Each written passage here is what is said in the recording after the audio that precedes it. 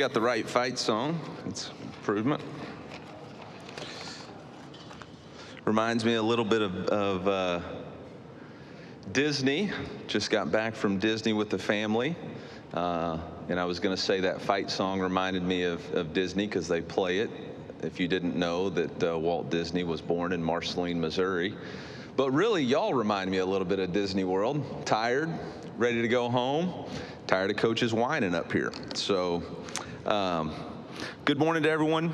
You know, I was very excited about the opportunity to come to SEC Media Days, which marks the end of vacation season, which is one of the two main reasons that I coach college football, free gear and vacations.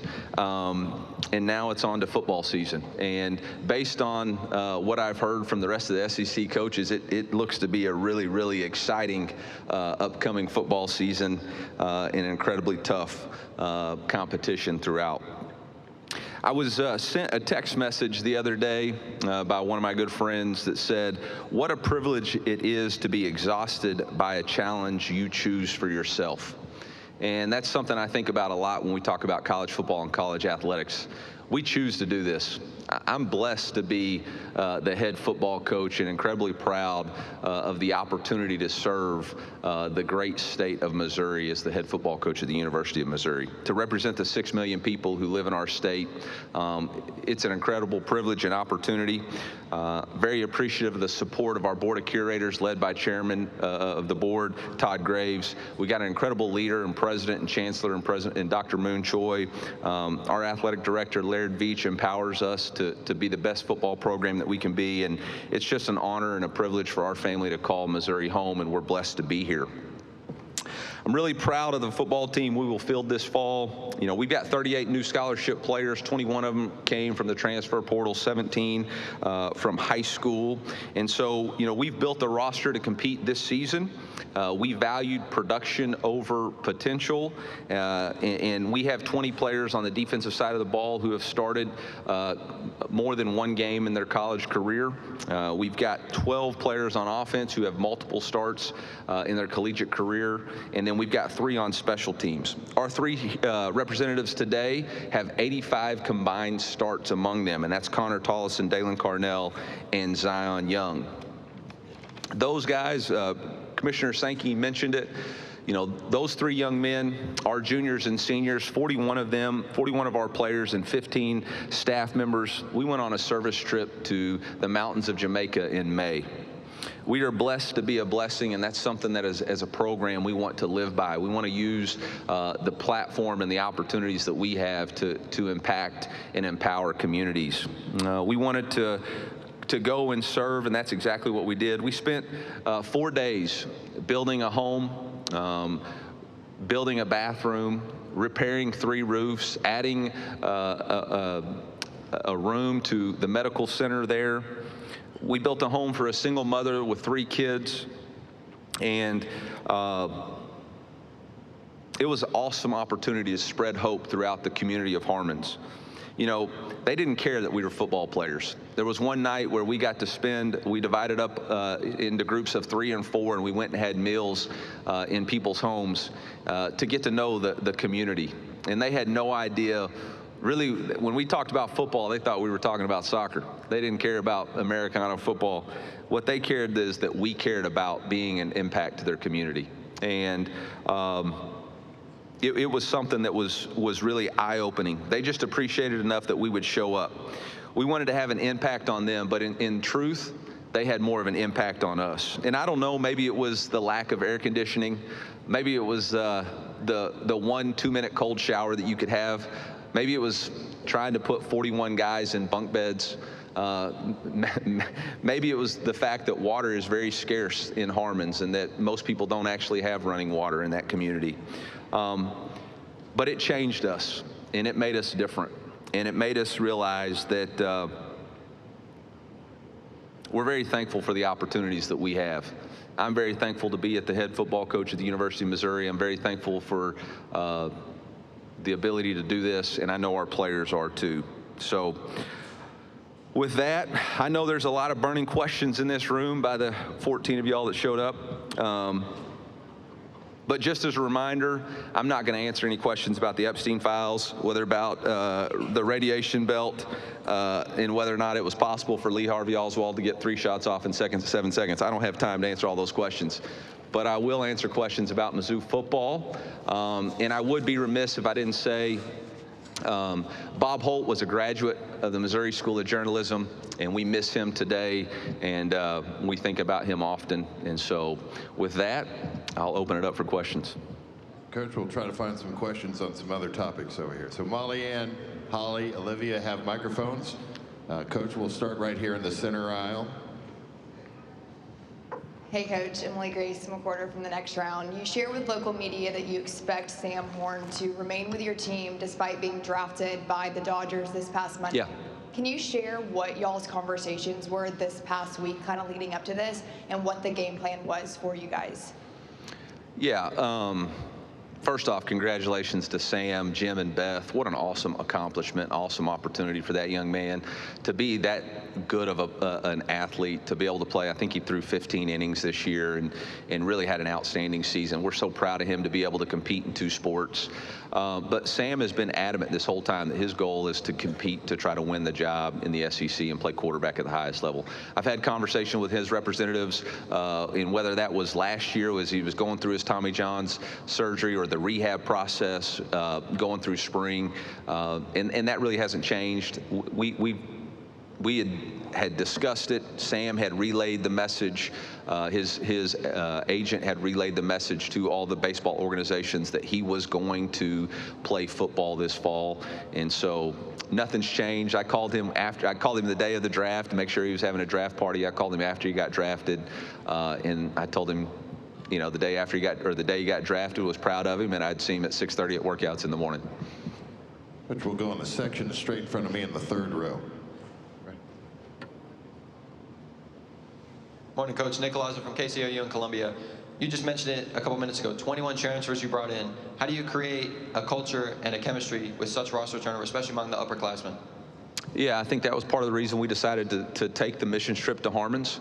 Nothing creates cohesion and builds trust and respect like shared adversity and putting people in adverse situations and see how they'll respond. There's really nothing more adverse than putting 300-pound offensive linemen, defensive linemen in the SEC in bunk beds with no air conditioning. And so, you know, I think that was one of the ways. Obviously, our strength coach, Ryan Russell, our Elite Edge program on the first floor is a conduit of our culture and continually teaches and preaches that. And then, you know, you've got guys like Connor Tollison and Dalen Carnell who've been here their entire careers. They know what it looks like. They know what the standards are and what to uphold them to. And I think our staff combined with our strength staff and then, again, shared adversity helps create cohesion. Coach, we're going to go right down here on our front right. Coach, J.D. Zaza, WVUA 23.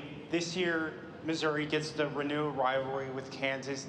You get them at home this year. How excited are you as Missouri and the fans of Missouri to renew that rivalry with Kansas?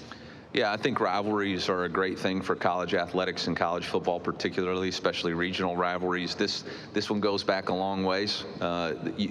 The origins of our football name, the Tigers, is based off the militia that was formed to protect Columbia from people from Kansas and the Kansas area. So, you know, this is something that goes back a long way, and it's very deep, and it's something that our team is very keenly aware of. We understand the implications, the importance to our state, and look forward to playing that game, especially having it at home. First, we'll go down the center aisle. Drew. Coach, Drew DeArmond, WCCN Radio, Huntsville, Alabama. I wanted to talk about one of your transfer portal additions, and you talked about production. Early in his career, especially at Arkansas, is one of the best, I think, safeties in the country. Talk about adding Jaylen Catalon. What does he bring to Corey Batoon's defense, and what kind of impact could he make for you as an experienced player? Yeah, you know, Jaylen Catalon's a guy that played against us in 2020 during COVID year. He didn't play in the first half because of a targeting penalty. And man, he came on and was an elite player, and has been an elite player for a long time. You know, Coach Saban, all summer, he calls and does scouting reports with all the head coaches, not to get back into coaching. Just want to clear that up for Greg McElroy. But he does that to make sure he has an edge on the competition. And the first person he asked about was Jaylen Catalon, because he said, man, that guy's played a lot of really good football at a high level. And you could see that in the spring, the instinctual. He's got great instincts. He understands, diagnoses what offenses are trying to do. He's got a knack for finding the football in the air. He's really good at blitzing. You know, we play a lot of single high defense and use that safety to insert, which is something that Jaylen can really do. And we're very excited about what he brings to that room. You know, we lost a lot of career starts with Joseph Charleston, and so we needed somebody in that back end. Communication is so vital in that position, and so very, very proud and excited about JC and what he's going to bring to our football team. He's been awesome. Got a chance really there were several days I got to work specifically with him in Harmons, and man, that guy is a workhorse. Just set the tone all day. You know, one of the days we had to make concrete, and the toughest job is you're in the house. We'll put all the cement in there, and we have to you have to bucket water up there and throw it, and he's in there just stirring it. And most of the time people do that for 30 minutes and they have to tap out. He did it for 6 straight hours, and he's incredibly tough, and very proud of him.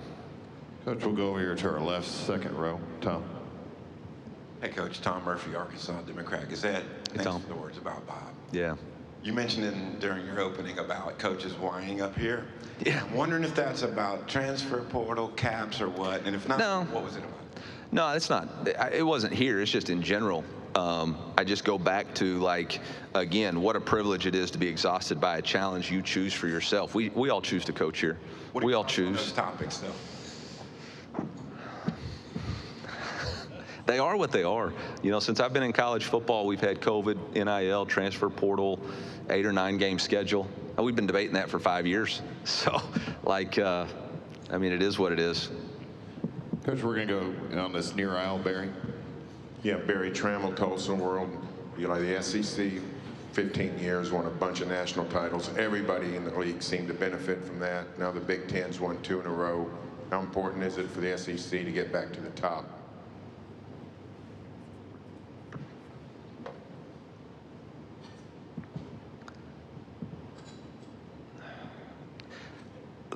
Define the top as in number of draft picks in the NFL, top is in most viewership, top is in, you know, overall top is the deepest conference in college football. Yeah, we haven't been. I heard that last night. Well, they haven't won the national championship in the last 2 years. I don't know, what was it, the previous 10, 14? You know, I mean, so look, the more teams you add to the tournament, there's greater variance to it. So, you know, I don't necessarily think that we're that far off. I don't think that there's any more pressure. You've got 16 of the toughest competitors in the world who are head coaches in this league. We're all driven to achieve the best, whether that's internally or externally. We feel pressure to achieve that. But there's no pressure because, oh, we got to do it for the SEC. We want to do it for our team, our players, our fans. So, Coach, we'll go over here to the left section. We'll start right up here in the 4th row. Go ahead. Coach, Ryan Shapiro, Texas Sport Network. Can you tell me a little bit about the quarterback battle going on this offseason between Pula and Sam Horn?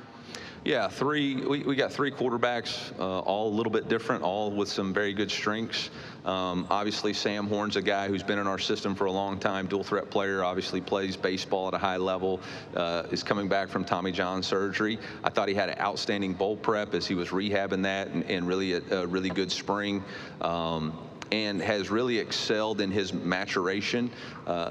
one thing most people don't know about Sam, he's a type 1 diabetic. And so he's been able to, since he's been in college, been able to learn to adapt and train and develop and adjust. And he's really done a lot of good things, understands the system. Bo came in with the right mindset, nothing given, everything earned, works extremely hard, developing his craft. He's a guy who spends a lot of extra time up there, has a chip on his shoulder, the right kind of chip, does a really good job leadership-wise. He was a guy that I got to work with a couple of days at Harmon's, and I'm just impressed with his ability to connect with our team. You know, Matt Zollers, he throws it as well as any quarterback I've ever seen. He's coming back from an ankle surgery. You can tell he's adjusting to the speed of college football, but very excited about that room, and know whoever ends up emerging as the quarterback is going to be in a really good position, because he doesn't have to do it all by himself. He's going to have a really good defense. He's got a great supporting cast around him. Okay, we're going to go to the back of this left section over towards that. Coach Chris Marler, Louisianasports.net. You've had a back finish in the top 5 in the conference in rushing yards in 4 of the last 5 years. So what are the expectations and what is the ceiling for Ahmad Hardy this year? And also, I know we brought up the Kansas game earlier and how excited you are for it. That morning, what's going to be the go-to flavor of Celsius that you open to get the day started? Yeah, I'm kind of off Celsius right now, so it'd definitely be a Diet Mountain Dew, cup of coffee, and then we'll see, see what the day brings. Ahmad Hardy, man, what a great young man. I think one of the coolest things about him is I knew Brian Vincent. Brian and I have a relationship dating back to our time when I was at App State and he was at UAB and learning the outside zone. So it was awesome to be able to call him and say, okay, what are his strengths, what are his weaknesses, what's his feel for this scheme, and what could not be any more complimentary of Ahmad Hardy. And Ahmad's he's an outstanding young man. He's a heck of a horseman. Dude loves horses, rides horses. He's gotten Kevin Coleman on the back of a couple of horses. He loves to go fish. Him and Santana Banner go fishing all the time. In fact, went fishing in the community pond there in Bluff Creek. Had to apologize to my homeowners association about that, but they caught a lot of fish. Really excited about that young man. He's got great burst, understands the scheme and how to run it. So very proud of him. We'll go near aisle 4th row, Pat. Pat 40, Sports Illustrated. Missouri journalism grad. There you go. Since it's only been 5 years of your time talking about 8 versus 9, where do you stand on that, and what do you think of a 5+11, a potential playoff format? Needed something to talk about, huh, Pat? I'll start with the 12, 14, 16 playoff, whatever. This is not going to do me any favors with our commissioner. When I think about college football right now and think about what do we need to do, I think it really comes down to 2 things: what's best for our players and what's best for our fans. The rest of us are really only important because of the players and the fans. And so when you think about whether it's 12, 14, or 16, to me, if we've decided to go into this expansion of playoffs and we're trying to follow an NFL model, well, the NFL takes 44% of their teams into the playoffs to increase the passion or keep the fan base engaged. If we're talking about 12, that's 9%. If we're talking about 14, that's 11%. If we're talking about 16, that's 12%. That's really not changing the math for the fan base. So I really don't understand what the big fight is about. The other thing I don't really understand about this, we have a lot of complaints. Whether we're talking about 68 teams in the NCAA basketball tournament, we're complaining about the committee. And now, last year we complained about the committee selections. I mean, we produced all kinds of stats and handed them out about why the SEC was so good. Well, the problem is we have a human committee that has no standard set of structure of how they're going to select. They're all human beings. They all have implicit bias. So now we're going to go from 7 to 11, and we think that's going to solve the problem. Until we figure out what exactly the standards are, I don't think that's good. In my viewpoint of it, I think we should go back and try to find more ways to include teams. How do we get more people involved? Because that's better for the players. That's better for the player experience to have more people involved in the potential to play for a championship. And it's better for the fan bases. I think we all would agree that the 4 college football playoff games at home campuses was a huge win for college football. We need to expand that opportunity, that energy and excitement. So my math could be wrong here, but if we did the 12, okay, and you had 4 automatic qualifiers. Everybody thinks that's limiting. It's not limiting if you think about it from, you take those 4 automatic qualifiers and you divide that up into 8 opportunities of 8 play-in games. So now you're taking the SEC's playing in for 8, you're taking the Big Ten's playing in for 8. Since we've expanded the bubble to 16, give 3 to the 3 to the Big 12, 3 to the ACC, 1. Now you've got 30 teams. 30 teams. Now we're talking about an opportunity for 30 teams, 30 fan bases to be excited and engaged in giving revenue. Got 30 teams with players who have access to compete for a championship. And so for me, I think that makes a lot more sense. You know, again, when you're talking about the NFL playoff system, not only is it 14 teams, but you only have to be the best out of your 4-team division. So you got to compete against 4 teams in order to make the playoffs. You know, again, when you're at the University of Missouri, if you say, hey, you just have to finish in the top 8 to have a chance to play in the playoffs, that's a win every day. And I'm all for that. I think that's awesome. 8 versus 9. Honestly, I think I've been for the 9 game. I think if it was about players and about fans, I think it's a 9-game schedule for the SEC. If it's about coach preservation, which, hey man, I get it, you know. But if we're going to go to 11 humans deciding on a committee which are the 11 best teams, and we stay at 8, we ain't getting in. Right, there you go, Pat. There you go. Coach, we'll go over the left-hand side on the far aisle. Connor O'Gara, Saturday Down South. Eli, I know Bo recruiting him had to be a really unique experience for you, how aggressive you had to be. His sample size is so unique. He only had 4 passes that were 20 yards downfield last year. Can you take us through the process of evaluating him as a passer? And if you don't want to answer that, I'd love your take on Lee Harvey Oswald. I don't even know much about the JFK deal. I was literally at breakfast yesterday and Rick Jones brought that up. I was like, I don't even know what you're talking about, Rick. Yeah, Bo Pula, you know, when we first talk about recruits, it's all about the right fit for us, focused, intangibles, talented, and tough. And when you talk about the quarterback position, there's 5 specific traits that we're looking for. You know, Bo had those traits. And then as a program, you know, and as an offense, you have to design to a quarterback's strength. I don't think, you know, when you watch the tape, there's not an inability for Bo to throw. He just didn't quite have the opportunities. And I would say after this spring, I'm as confident as ever that Bo Pula is a very talented passer. So I don't really have any reservations about that. Obviously, you know, when you're recruiting out of the portal, it does happen fast. And, you know, if you have somebody on campus, you have to close them pretty quickly. Bo, you know, I will give a lot of credit to Bo and his maturity. He had a process that he wanted to go through. He wanted to see 3 different schools and then make a decision. And so, you know, we made an impression. Quick story about Bo. We went and ate dinner that night. I drove him back to the hotel, dropped him off. You know, we sat in the deal and talked for about 20 minutes. I dropped him off, and I looked, and he walked in, walked around. I dropped him off at the wrong hotel. So he had to come back out, get in the car. We had to go to the other one in town. So I'm not sure how much he thinks about my intelligence level, but it was good enough to get him to come play for us. Coach, we're going to go back over here to our right-hand side. What's up, Coach? Zach Sweet, Columbia, Missourian. You guys have won 21 games over the last 2 years, but nationally it seems like you might not have the respect as other SEC teams. I'm curious what goes into that, and if you could talk a little bit about something to prove mindset that you embraced in 2023. Yeah, I kind of addressed this earlier with SEC this morning. You know, if you get caught up, you know, Coach Saban calls it rat poison. I think it's rat poison either way. Praise and blame are both the same. You really can't care about it either way. You know, we have a something to prove mindset. There's all of us, you know, whether you're talking about our coaching staff or players, we all have a little bit of a chip on our shoulder. But at the end of the day, in the 4th quarter, 2-minute drive, that's not what you think about. You think about your trust and belief in each other. You think about doing your job at a higher level. So you can use it as temporary motivation.